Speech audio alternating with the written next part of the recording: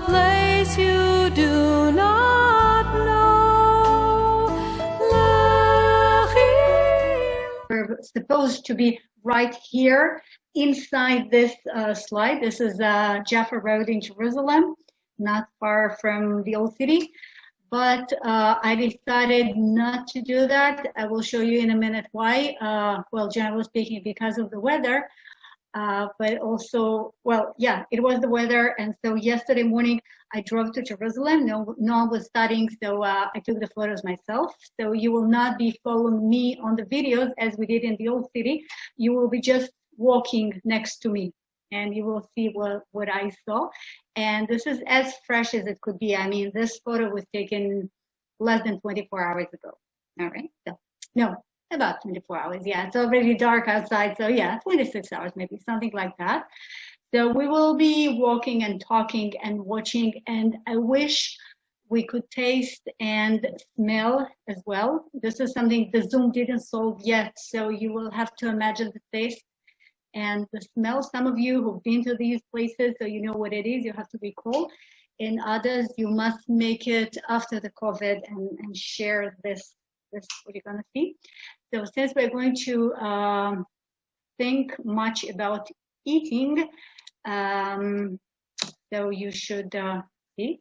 This is something we just, I saw on the way, looks great. It's not a turkey, by the way, happy Thanksgiving.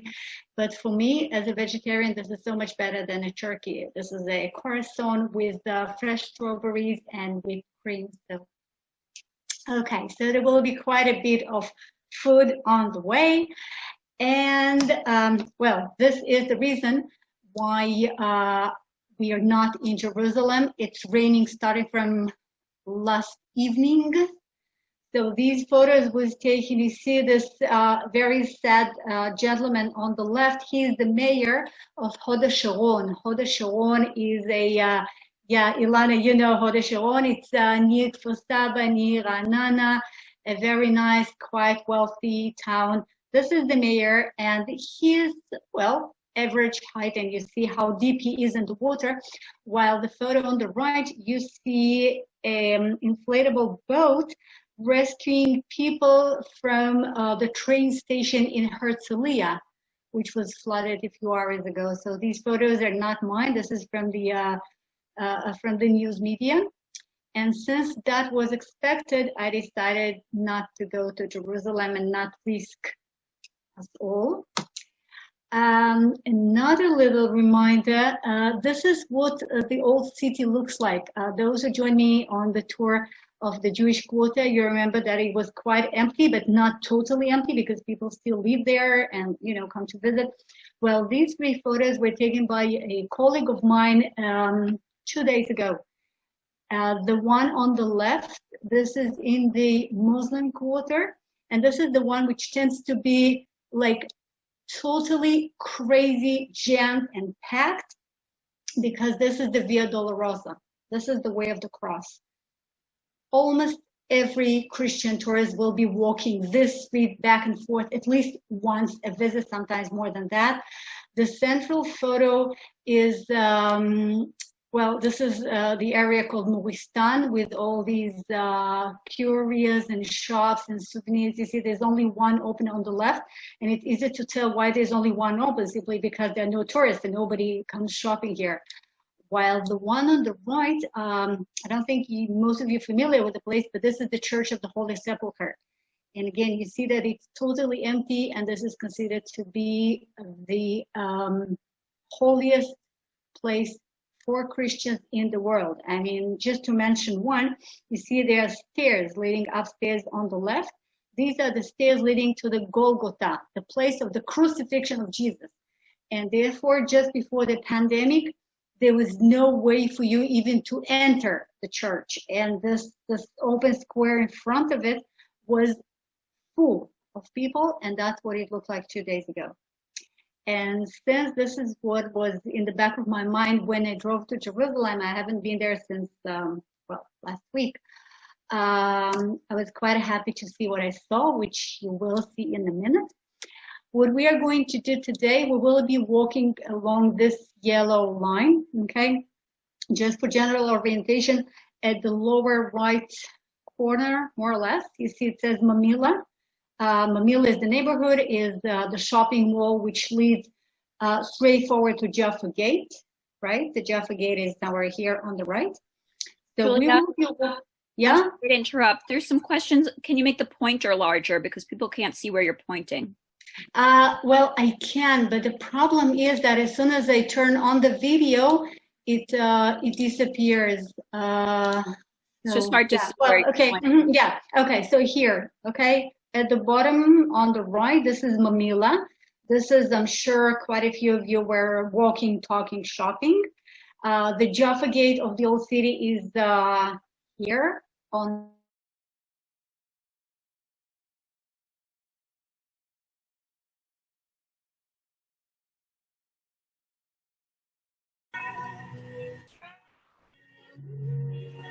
You lost her. What happened? He lost it, Rana. Come on. I think that, Hi, Ilana. here she is. Yeah, well, exactly as I was afraid. So, yeah, no, I have no, I have no proper electricity here. So, Oh my God. yeah, but Ilana, Even more ways to earn. Yes, sorry, I was muted. I'm downloading it right now.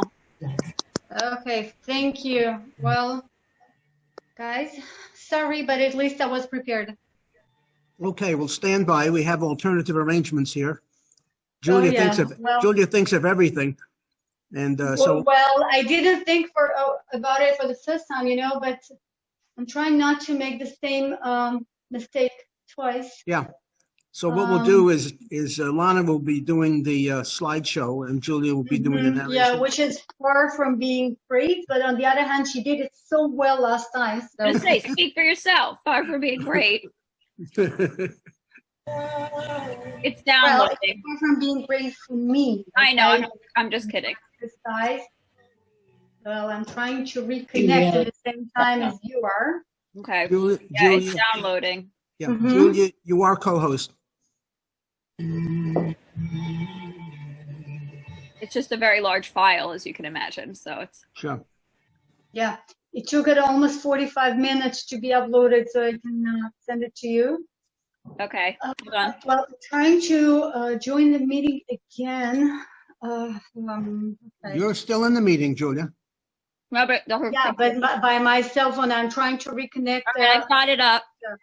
Got I've it. got it. Eating online, lady. Milana. Me, I haven't had breakfast. You want me to pass out and not be able to go to the next slide? Anna, we need you in You perfect hear shape. me? Okay, I'm gonna share my screen. Steve, you have to change it to multiple participants. Or actually, I can do that. Yeah, I got it. It is multiple participants now. It's not letting me optimize just share screen for video clip. You have a video clip? Okay. No, remember that thing? We had to push those two buttons when we Right. shared screen. Let's do this. Let's use one participant at a time. And Julia will, well, you'll be it. You'll be the participant. We found better throughput that way. Let's try it. But okay. Oh, wait, hold on 1 second. I need to redo this. Okay. Push those buttons. Then we Thanks can for your patience, everybody. Just a few moments and we'll be back in business. All right. So Julia, we were not looking at the yummy food. We were here.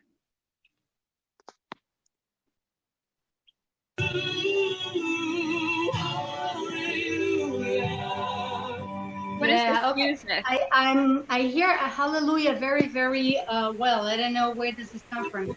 I don't know. I can't control that now, Steve, since I have the screen. If you can see who is. I got it. Okay. Okay, great. Okay, so guys, can you hear me? Yeah. Hello? Yes. Yeah. Yes. Okay, so we are back in business this way. All right. So we will be walking along the yellow line.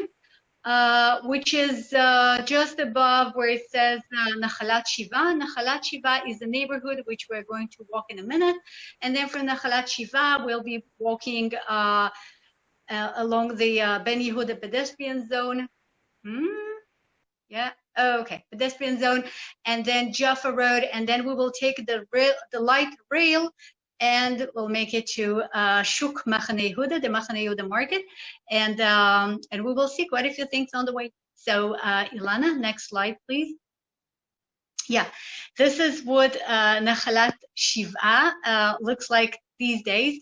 The one on the left is the central street. Again, those who've been to Jerusalem, I'm sure you walked the street. There is the Harmony Hotel along the street, and it takes you directly to where the FOZ Museum is and the Museum of Tolerance is about to be. And as you can see, businesses are open. Not tourists, almost no tourists, but locals are coming and are shopping. So it's colorful, it's happy, it's very different from the old city. While the slide on the right, you see there's nobody there, but this is normal because these are the little back alleys of Nahalat Shiv'a with a lot of atmosphere, with basically nothing to do, because if you don't live there, and it's almost uninhabited these days, so chances are that you will never make it. But there are two synagogues here. You can see the sign on the right, the sign on the left. We'll see it closer now. Lana, next one, please. Yeah, these are the founders of Nahalat Shiv'a. Nahalat Shiv'a, Nahala is the land, okay, the possession. Shiv'a means 7 in Hebrew, of course. So Nahalat Shiv'a is the possession, the land of the 7. Here I have only 4 photos because these are the 4 famous names. The other 3 are almost unknown, so I decided to show you only these. These are the people who contributed not just to the establishment of Nahalat Shiv'a, which is the 3rd ever Jewish neighborhood outside of the old city walls, but also we're engaged in creating of other neighborhoods in Jerusalem and other towns and buying more land for the Jewish people. So Yosef Rivlin, he is the very first one on the left.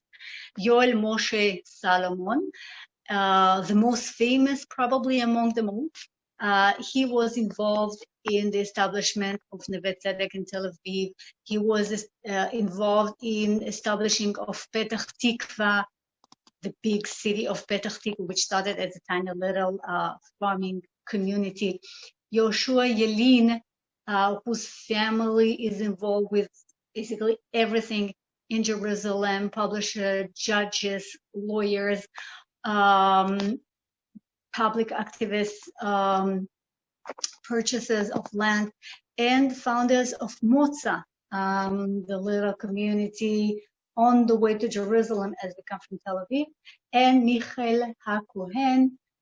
He has to do with Neve Tzedek as well. So these are the 4 main famous founders of Nahalat Shiv'a. Lana, next one, please. Yeah. Now we, no, wait. Could you get back to, yes, okay, thanks. So before we looked at the 4 founders, we, Ilana, we don't need it. Sorry, it's not, it's doing it itself. Okay, Or it's too like active. on a timer. All right, okay, yeah, just that's it, stick to it. I know, Okay. but it's changing itself. I'm not pushing anything. So This is weird. Okay, so anyhow, back to this little alley with the 2 synagogues. This is the first one on the right, and it says Beit Knesset Nahalat Yaakov. Okay, the possession of Yaakov Synagogue, 1873. This is when it was founded. And well, if you can read Hebrew, it says Harishon Michutz Lachomot, the first one outside of the walls. Obviously, we're talking about the old city walls. So this is the very first of Nahalat Shiv'a, and a very proud one, because this is the first one outside of the walls. Actually, we have other synagogues which believe themselves to be first one outside of the walls because Nahalat Shiv'a is only the third neighborhood. So, chances are that the first Mishkanot Sha'ananim and the second Mahane Israel, they would have all the synagogues. But, everybody wants to be the first one. But definitely, this is an old one, still functioning. So now, Ilana, please move us into.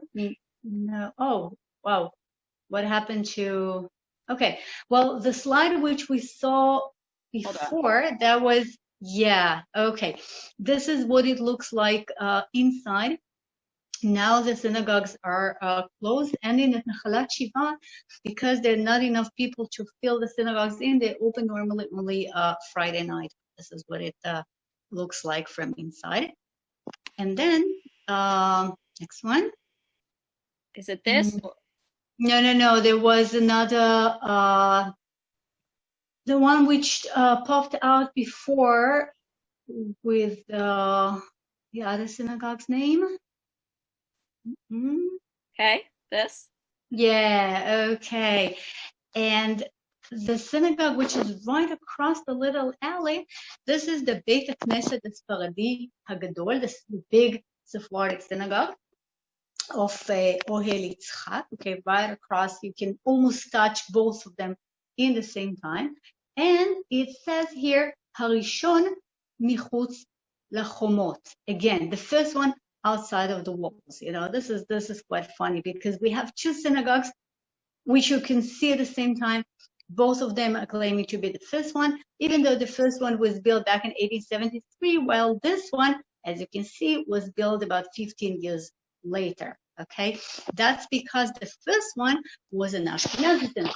The other one was Sephardi, and that's because the first founders of Nahalat Shiv'a, they were Ashkenazi, and only years later, when the Sephardi joined them, so they built a new synagogue. But that was the first one for them. So this is what it says: Harishon michutz lachomot. Okay, we have a competition here. And next slide. Well, this is just a little bit of the atmosphere of Nahalat Shiv'a. Pretty Please empty. mute yourselves. Because the places which are supposed to be cafes, bars, and restaurants, they are yet closed. But the atmosphere is great. It's charming. You can see some graffiti. You can see some street art.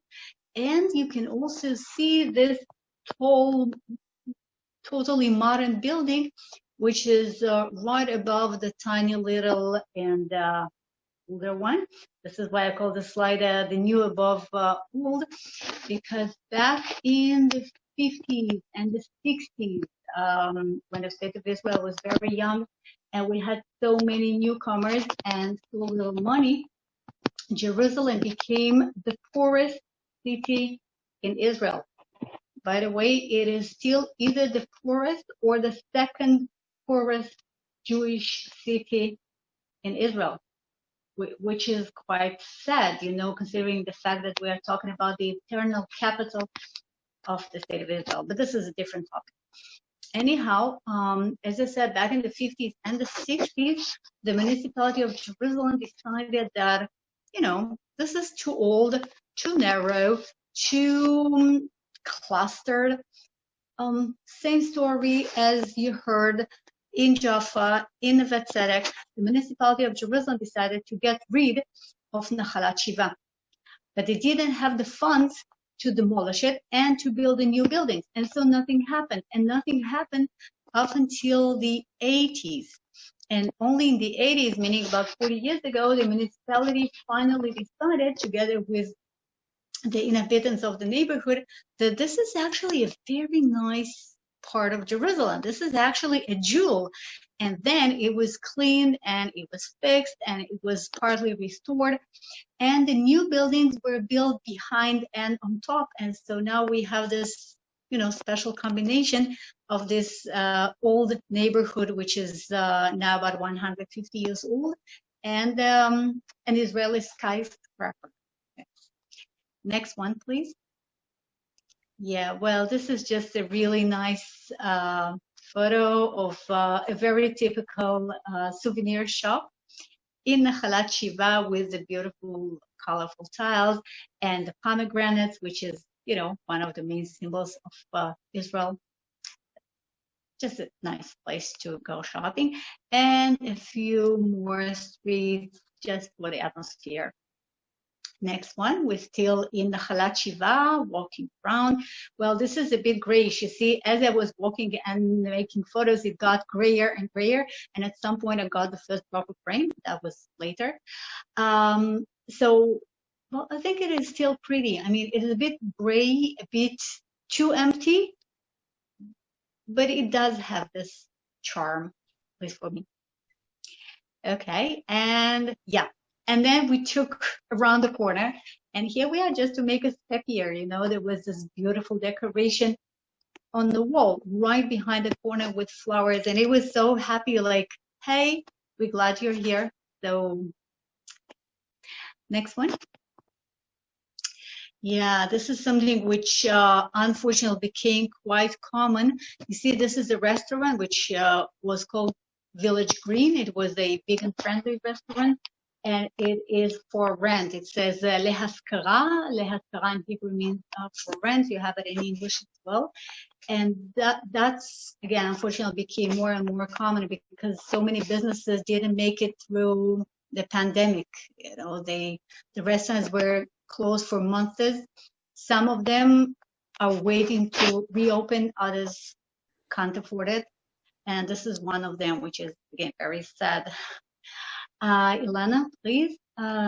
Yeah, well, what you can see here, I know that most of you don't read Hebrew, but this is a sticker which also became quite common, and you can find it on the businesses which shut down because of the pandemic. What you see here is Bibi's place, and it says Nisgar Biglali, closed because of me. Well, you know, that's these stickers were made by one of the movements which are now fighting with protesting, demonstrating against Bibi and his COVID-19 policy. So a business which didn't make it through the pandemic would normally have that sticker because of me. And the next one, yeah, but things are not totally bad. As you will see, this is the photo again, which was taken before the pandemic. And this is a typical little restaurant in Nahalat Shiv'a. The restaurants are still closed. I mean, they can cater for takeaways only. You can order food, they can deliver it to you, you can come and pick it up, but there are no places to sit in and eat the food, which is very problematic. And the restaurants which do open for takeaways, they don't have open bathrooms, which makes things even more complicated for visitors because there's literally nowhere to pee. Sorry about that. So that's something we're looking forward to. But life goes on, and these are teenagers which asked me to take their photos. So I did. Just sitting on the ground in Nahalat Shiv'a. They look quite happy, as you can see. And the three ladies having their lunch. I mean, again, there is no restaurant, so you can buy food, but then there's no way to sit. So you simply sit on the ground and yeah, have your lunch. Okay, this is a video. Ilana, I hope you share with, you're doing with computer sound because it has some sound to it. Yeah.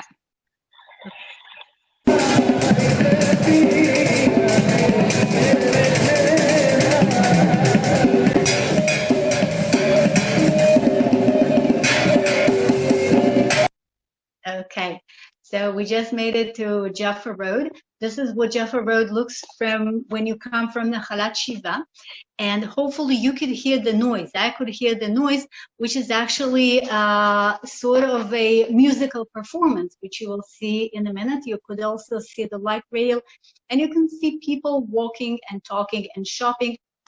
And Jaffa Road was almost as busy and happy as normal. Next one, please. Again, it's a video.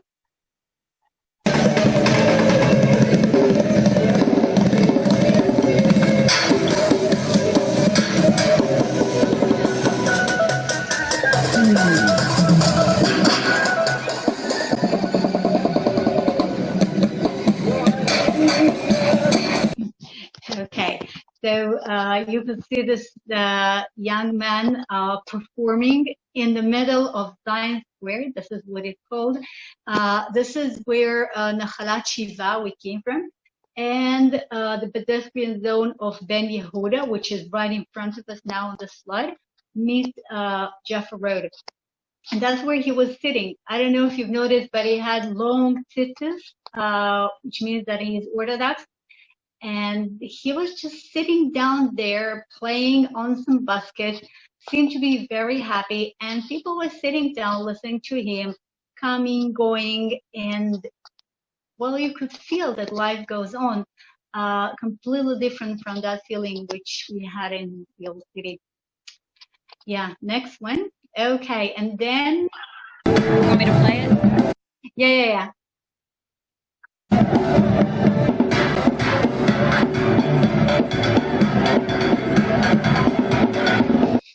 And as I was sitting down there listening to the performance, this old gentleman who was riding his bike just got off the bike and started dancing, with the helmet on his head. He seemed to be very happy. And he was dancing for a few minutes, and then he got back on the bike and, went wherever he wanted to go.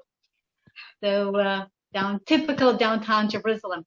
So just before we walk to the pedestrian zone of Ben Yehuda, which is our next destination, as quite a few of you know, I have Russian origins, meaning that I was born in Russia and immigrated when I was 7 years old. So this is something dear to me, even though this is Christian, of course. This is the Russian compound and the Russian Church of the Holy Trinity, which is beautiful, closed now. And it is located right next to an area which is known as the Russian compound. So to make the long story short, back in 1860, the Russians purchased this plot of land, which is near the old city, and built the church, which you see now in front of you, and build hostels and hospitals for the Russian Pravoslav pilgrims in order to have their pilgrimage.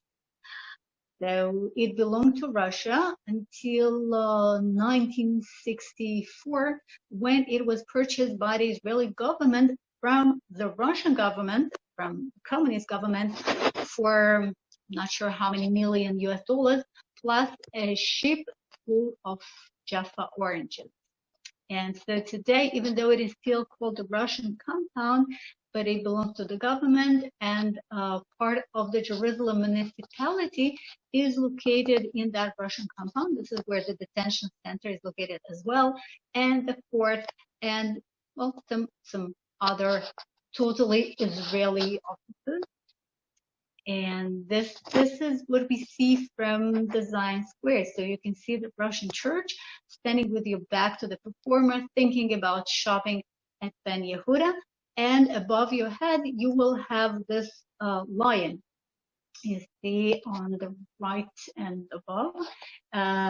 This is the lion, which, yes, thank you, Ilana, right next to the Israeli flag. And that lion symbolizes Saint Mark, the author of the Gospel according to Mark. And this is also the symbol of Venice. Okay, he is here because the building was built by a insurance company, Italian insurance company from Venice during the British Mandate. So here we have this crazy combination of Russian, Italian, Christian, Israeli, everything together. Next one, please. Milana. Yes. Okay. And this is something completely different.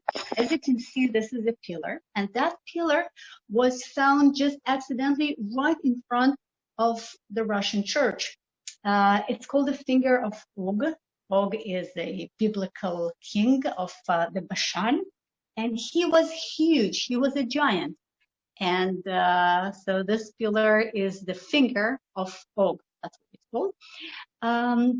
It was made probably during the Second Temple period, and because of the crack which emerged as they were carving it in the quarry. They just left it behind. So we have this little opening, between the Russian church and the Israeli detention center. And this is where this pillar from the Second Temple period is located. Next slide, please. And here we are, Ben Yehuda pedestrian zone, full of people. Yes, video, please.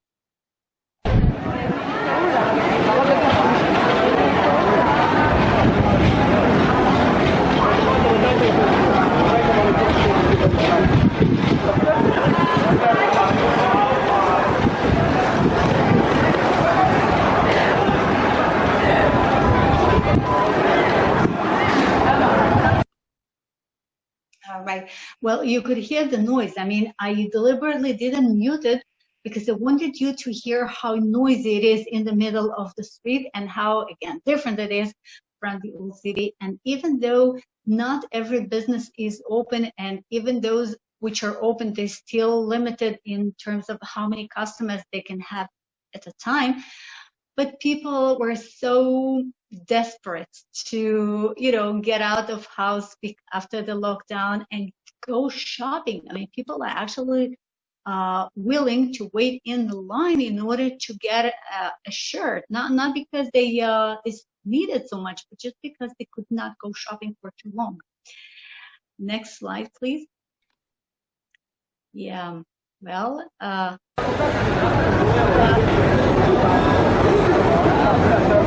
okay.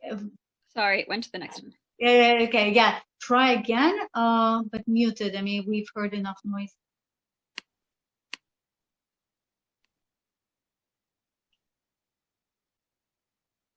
Yeah, okay. The first one was Isha Etrugim. This is a branch of same guy who has a shop at Mahane Yehuda market, and he produces the best juices from all different types of fruits and vegetables, and it's believed to be very, very healthy. And this is just a general view of Ben Yehuda. Next one. Okay, well, these are, again, the most typical things of Ben Yehuda. The kosher McDonald's, you see it says McDonald's HaKasher. If you've never been to Israel, so you've never seen this probably. We have two types of McDonald's. We have the kosher McDonald's and the non-kosher McDonald's. Okay, what's the difference? Well, the kosher one will not be working on Shabbat and will not have a soft dairy ice cream. Okay, so they have a vegan substitute for dairy ice cream, and they just close on Shabbat. And none of them will have, almost none of them will have cheeseburger, because even for people who don't observe kosher per se, it's just too much for them to have a cheeseburger. So we sort of have a slightly kosher and kosher McDonald's. This one is in Jerusalem, and there in Ben Yehuda with. And then right below the kosher McDonald's, which is actually nearby, this is a place which says Mashiach, Messiah, which belongs to the Chabad, to the Lubavitcher rabbi. And this is a place where you can put your tefillin. We have these opportunities all over Jerusalem. People just standing in the middle of the street, waiting for people who would like to put the tefillin.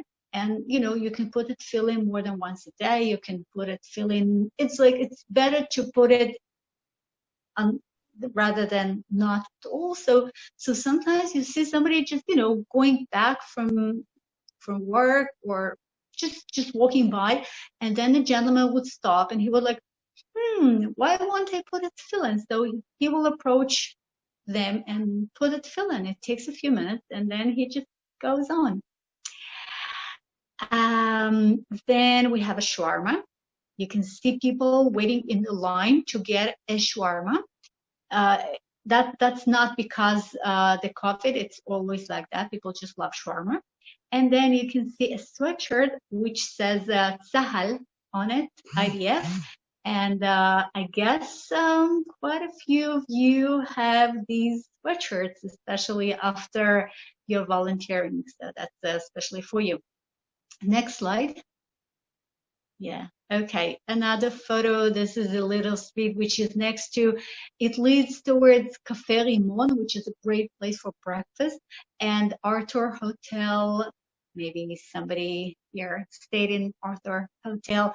It takes a right from the main pedestrian zone. Next one. Yes, and this is just a nice, relatively new decoration. It has nothing inside. It's not light. It's just decoration, just to make things pretty, and they are pretty indeed. And the next one, yeah. And then in the middle of the road, there was this duck. You see, it's a relatively new, fat, plastic-made duck. Again, just to make you smile. Next one. Yeah, and as I was standing there and thinking about the duck, I see this girl climbing on the duck, so she is even more happy. And as you can see in front of the duck, right underneath the beak, there is some sort of an opening. So, Ilana, inside, yeah, next one, please. Barbazzoni, this is what Ernie sings about in his bathtub. Barbazzoni. Barbazzoni, yes, exactly. Yes. Barbazzoni is a little duck in Hebrew, right? Okay. So inside the barbazzoni, inside the duck, this is what you have. You see, there's a pile of little balls. So in non-COVID times, little kids can get in and just play inside these balls. It's a lot of joy. Now they closed it, so they will not exchange viruses. But hopefully soon enough they will reopen, and then we will see kids on the dock and inside the dock. Next one. Yeah, and this is what I mentioned before. You see, this is Casper. These guys are it's a very popular brand in Israel, and these ladies are waiting in the line in order to get a whatever, especially because it is Black Friday, which is very widely announced. And yeah, I would never wait in line to get clothes, but anyhow. And this is a line which stands more or less on top of the Casper shop, the Lion of Judea, the symbol of Jerusalem, overlooking everything which goes on below him. Next one. Yeah, well, this is something to eat. Again, we're still on Ben Yehuda pedestrian zone. You can have some soup. There are 4 great varieties of very hot soup, which is great, you know, when it's so chilly and windy and rainy and gray, and the sufganiyot, of course, the special Hanukkah donuts. You will see more donuts later. You will see how creative they are, but these are the classical ones, just the donut with strawberry jam and some sugar powder on top. Yeah, some street art, you know, as you walk around, if you're not in a hurry and you simply look around, you will see how many decorations are there. You can see sometimes the entire wall, which is painted. This is a project which was made by the municipality of Jerusalem some 20 years ago. So the most famous one is that painting in the corridor, which we saw a week ago. But we have them all over Jerusalem, and especially along the Jaffa Road. So this is a painting, even though it looks so real. And the one on the right, well, this has to do with a wonderful book. I'm not sure it was translated, but if you read Hebrew, this is an amazing book written by one of my favorite authors, David Grossman. And the book is written, is called Mishu Larutz Ito, somebody to run with. It's just a great book about a boy, a girl, and a dog. All right, next one. Yeah, and here we are. We walked uphill. The pedestrian zone is finished, and we are now on Ben Yehuda Street, and we are facing this facade, which is called Talita Kumi. As you can see, Talita Kumi is a biblical expression from the New Testament, And Talita is the name of a girl, while Kumi is rise or stand up. Talita Kumi. And the story in the Gospels tells us about Jesus, who brought Talita, a young girl who passed away, back to life by telling her 3 times in a row, Talita Kumi, Talita Kumi, Talita Kumi. And since this is such a great event in the Gospels, so an orphanage and a school for girls was built right here, okay, over 100 years ago. And then, you know, they stopped, it stopped functioning. And when the new part of the city was built, they decided to demolish the old building, but later, you know, just like Nahalat Shiv'a, the building was not fully demolished, but mostly demolished. So instead of the school and the orphanage, we have the Mashbir LaTzarchan, which is a big shopping mall right behind it. You don't see it on the slide, but it's right behind it. And only the facade was saved as a memorial, and the facade was removed and moved about 50 meters, about 150 feet away from its original location. So, you know, we have this big shopping center of Mashbir LaTzarchan and this little beautiful facade of old Talita Kumi. And on the left, you can see the chimney of the orphanage, which was again removed and built in this location right next to a bus stop. And, you know, most people don't even realize, I mean, somehow people are using the bus stop, they go to the shopping mall, and they never look at Talita Kumi, even though it's so pretty. Now, right above the entrance, there is something beautiful. Ilana, next one, please. Yeah, okay, right here, above the entrance. And Ilana, next one, please. Okay. Yeah, okay. Well, this is a dog. You see, this is a dog. Having the olive leaf, the olive branch in its beak.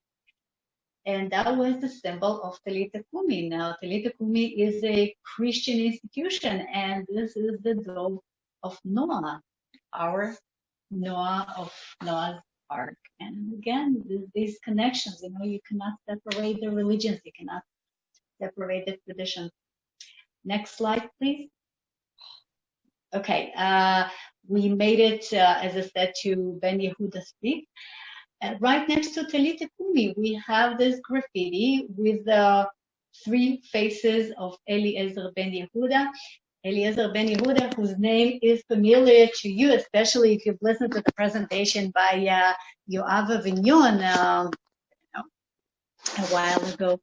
The one who contributed to the fact that we all speak Hebrew, or trying to speak Hebrew, the one who is considered to be the one who brought to the revival of the Hebrew language as a spoken language. And right across the street from Ben Yehuda, we have these yummy, very yummy things on display. This is the French patisserie. Next slide. We are back. Yes? You want the sound? No.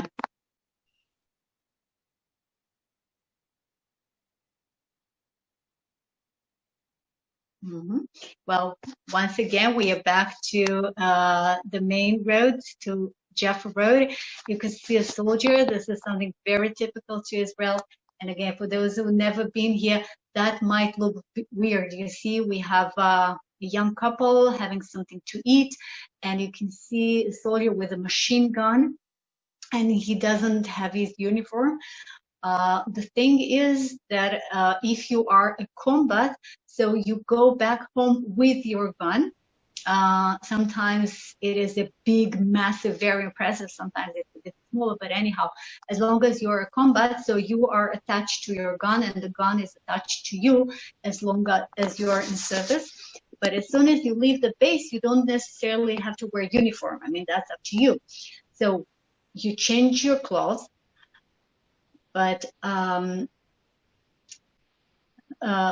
but if you have nowhere to leave the gun, or suppose you just left the base, you didn't yet make it home, but you changed clothes because you're sick of the uniform, so then you will look like a civilian, but you will be carrying your machine gun. And normal days, you will go to a cinema with it, you will go to a bar, you will go to wherever. I mean, the gun becomes just part of your body, and it's okay. I mean, it is normal. I know that it shocks tourists quite a while. Yeah, so we are back to the main road, the Jeffrey Road. We are facing a brand new building, which is on top of Mahane Yehuda market. So we will later be right below this building. And yeah, it actually has an opening in it. It looks like a gate inside the building. And yeah, that was the architecture idea. We have a few buildings like that, not just in Jerusalem, in Israel. Next slide, please. Okay, as we keep walking towards Mahane Yehuda market, you can see another new building being built. You know, our national bird in Israel is a hooper, and somebody told me that we should have chosen a crane, I mean, to be our national bird, because we have this construction cranes all over the place. And yeah, that's because the population of Israel is constantly growing. You know, when I was in Greece not long ago, I was surprised by how little construction there is. Actually, there was no construction whatsoever, and villages are being abandoned because the population doesn't grow. Well, here we have exactly opposite problem. I mean, we keep growing. And on the right, this is just a beautiful building. It used to be a private house of a Jew from Bukhara, from Uzbekistan. I think Bukhara is either Uzbekistan or I'm not sure, but one of the Eastern republics of former Soviet Union. Anyhow, he immigrated from Bukhara. He was a very wealthy person, and he was the owner of this house when it was a private house. Today, it's a bank. You can see, yeah, here you see the Capitol, which is beautifully decorated, very precise, and well, it's just a pity that it is a bank, or not a museum, probably. Next one. Yeah, we're almost at the Mahane Yehuda market, and then, you know, I just thought, shall we take a left? And we took a left. It was this very nice and little and tempting little street, which led to, you will see in a minute, next one, please. Yeah, to a beautiful little courtyard of a neighborhood which is called Even Israel, with beautiful graffitis. I really think we should have a graffiti tour once upon a time, but for meanwhile, just look at the colors, look at the imagination, look at it, just beautiful. Even Israel, another one of, you know, the old neighborhoods outside of the old city walls. And this is the first neighborhood among the so-called Nachlaot, the cluster of neighborhoods surrounding Mahane Yehuda market. And as I was sitting there and, you know, just admiring the graffitis, Ilana, please. Yes, I saw this. You see, I think that's not just a symbol of Even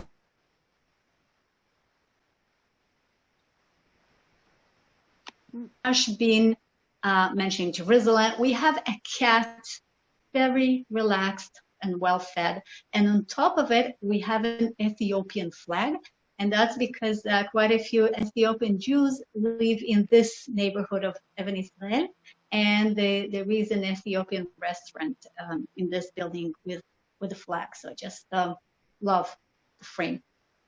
Next one. Yeah, so we keep walking, and here, yeah, please.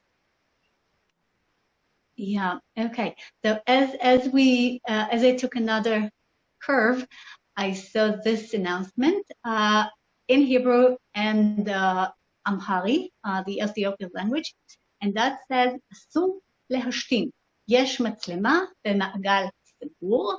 Okay, and if you don't understand Hebrew, So that means, next one, Lana, please. Yeah, it is forbidden to pee. CCTV. Okay, I was looking for it. I mean, I don't know if there is actually a TV or it's just a threat, but anyhow, I love it. You know, I'm hurry. Here, probably it was worth putting a very big sign. And we keep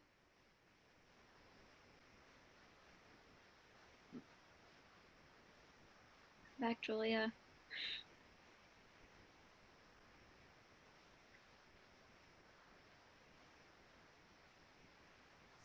Ripas Street, which is the border of Mahane Yehuda market.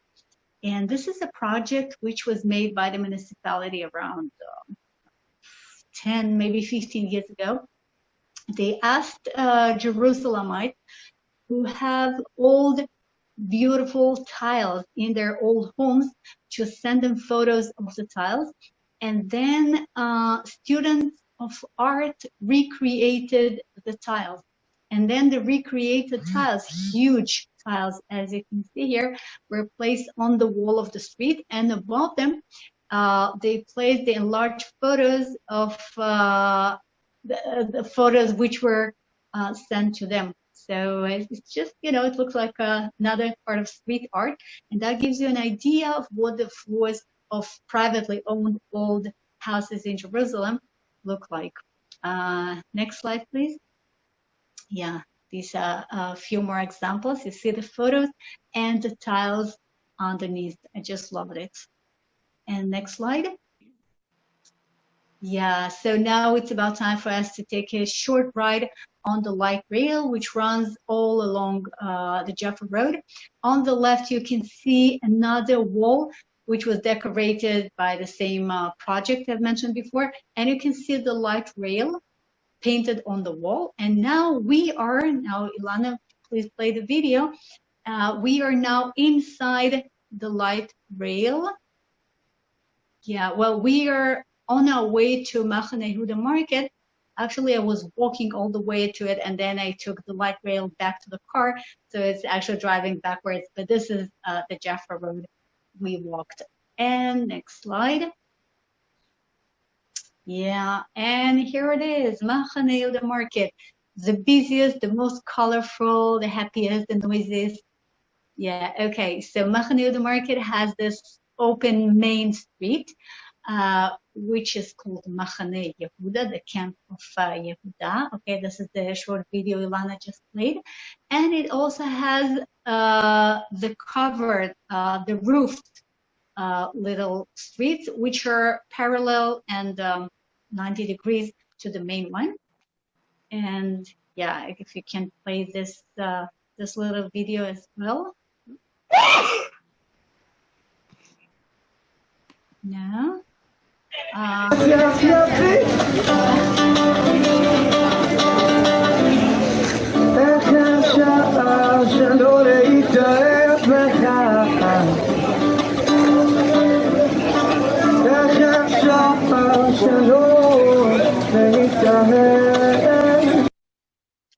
Okay, so I wanted just to see another one, but anyhow, as I was wandering around the market, and those who've been there, you know that the best part is just wander around and get lost in the market. It's not that big, so you know, no worries.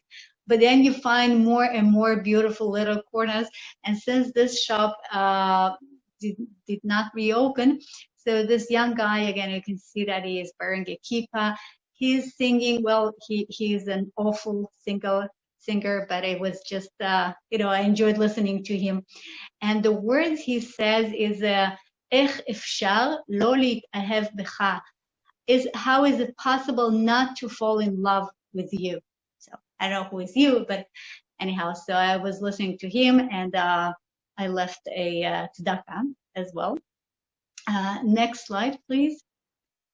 Yeah, well, this is just another very typical photo of the inner part of the market. This part of the market is called the Shuk HaIraqi, the Iraqi market. I mean, the shops were originally owned by Jews who came from Iraq. People used to leave second floor and have these shops on the ground level.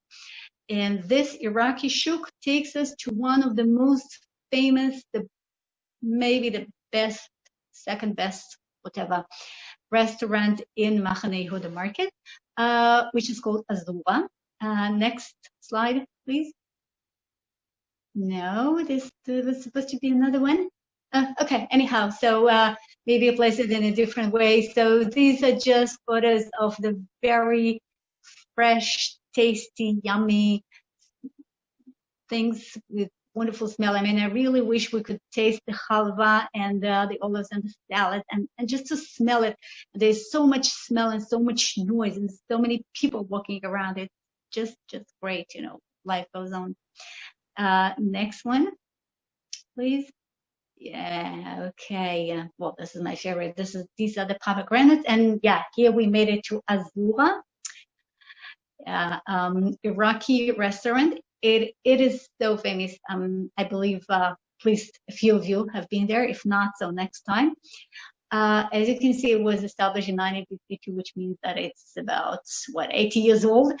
And the food is just great. They cook same food every day. They cook it in huge pots, as you can see here. They put it on a little fire, which is like old type of heater. It's called ptiliya in Hebrew. I'm not sure what the English term is. They have very limited assortment, but it is really delicious, especially if you're not vegetarian, because I was told by so many people that the meat courses are the best. But anyhow, next slide, please. Yeah, so for example, for lunchtime, they have meatballs in rich tomato sauce and kube. Kube are like dumplings, let's call it dumplings, with meat and herbs inside and bulgur on the outside in rich beetroot soup. Yeah, that's what it is. Next, please. And yeah, these are the cooks. Again, you can't sit down, but you can take away. And they were very happy that came into their photos to see they're very proud of their work. Next one. And well, another opportunity for you to put fill-in and more graffiti. Nighttime, when the market is closed, it turns into the center of nightlife, and there are bars open there. There's some live music played there all night long, and then you can see these graffitis. Isn't it pretty? Next one. Yeah, and here, well, somebody wrote these words. It says. צריך אדם, אישה ועליית גג להיות מתגעגע אליהן. That means a man needs a woman and an attic to be longing for. Okay, something very poetic and whatever he meant by that. Next slide, please. Okay, this is a vegan-friendly place which serves jachnun and malawach, which are Yemenite dishes, which are very popular, especially jachnun for Shabbat, because it's very, very thick. It's a lot of fat. It takes a night to make it. It's like sort of a dough, and then you can keep it warm in the oven, and you will have this warm, a bit sweet, fat thing for Shabbat. And then you can add all sorts of things to it. So look at it. Yeah, Ilana, please, video. You want the sound? No sound. It's just noise. Yeah. Okay. Now just look at it. He takes this. It looks a bit like a pancake, but it's not a pancake. It has almost no taste to it. And then you can add some salads and spices and tomato sauce and fried onion and everything, and some parsley and a hard-boiled egg and pickles. I mean, the more the better. And you have this dish which will keep you full forever. And a few surprising revolving things. Okay, 3 little videos, just please play them on hold.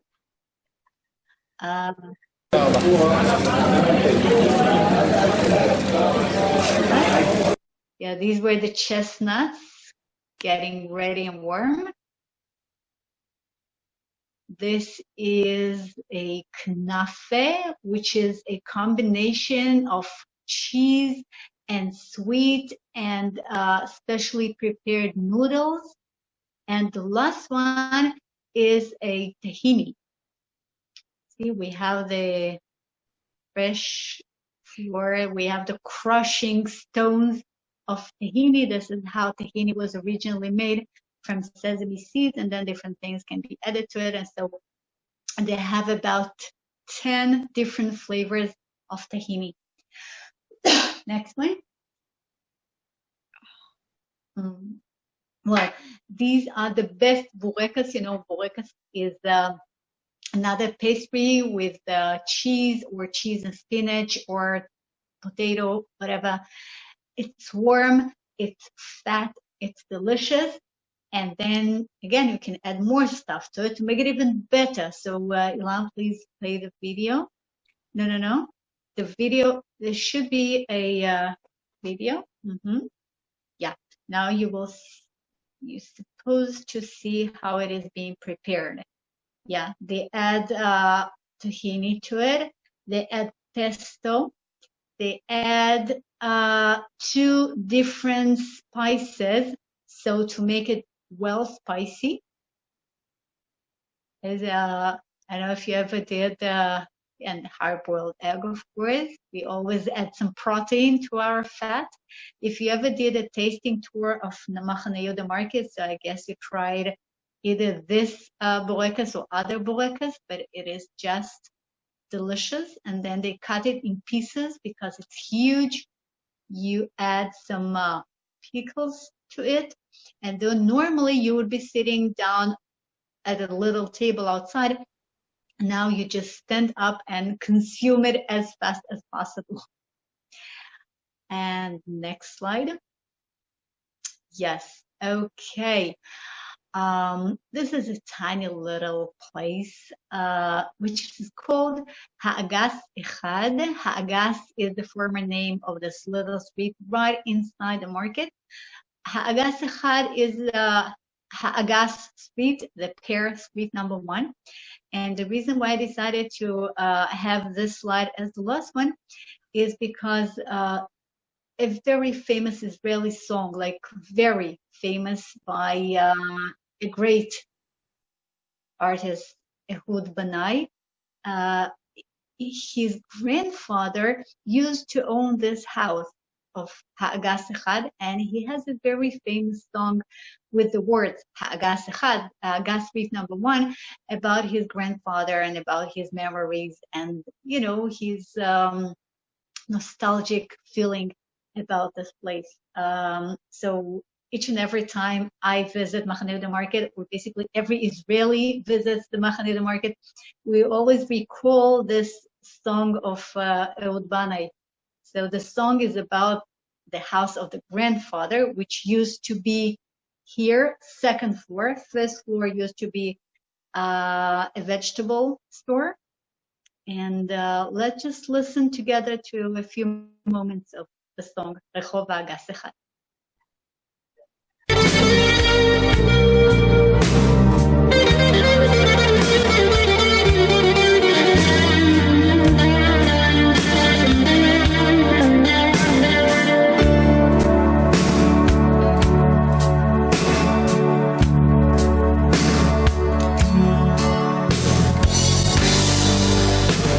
רחוב אגס אחד ליד מורטות העופות